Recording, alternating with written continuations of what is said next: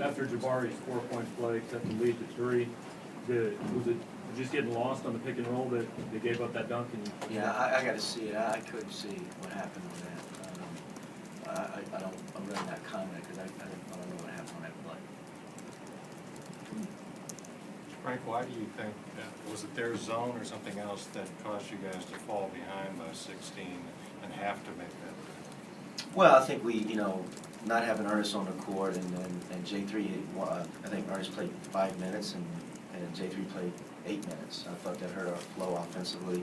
In the first half, I didn't want those guys picking up the third foul with the way the game was, flow of the game, the way it was going. And I thought they could have easily picked up the third foul in the first half. what's it say about Jordan and Jabari that Kentucky is expecting those guys to be the guys, and they still had the second half they did? Well, they're great players. I don't think Jabari gets credit for how good a player he is. I mean, I think both those guys are terrific players, and they left it out there on the court. They gave everything they had. Frank, what's allowed Jabari to emerge this way, especially in the last 5, 6, 7 games? It's his maturity, his mental approach to the game. When you sit up here and listen to him, he's a very mature player. He's a very, he's got a high basketball IQ, and he's driven. Frank, how encouraged are you by your guys? They seem to be driving for the basketball early on. They got their big guys in foul trouble. Yeah, I thought we attacked the paint. We did a good job of attacking. That's who we are, and as long as we play that way and consistently, we're going to be okay offensively. I thought our defense was not would let us down a little bit tonight, although I will give Kentucky a lot of credit. And they made some shots, and they did a nice job with their offense. Frank, what do you think of the way West played? West was great.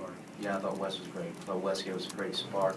He got his hands on a lot of balls, and played with great toughness. In a game like this, you got to play with great toughness, and I thought he did. Did you shoot the 3 a little bit better than you guys expected? I don't know. I think they made some shots. I mean, those guys, percentage-wise, Portis, I don't think makes many threes, and I think he made one there in the first half. So, in the game of basketball, things can happen.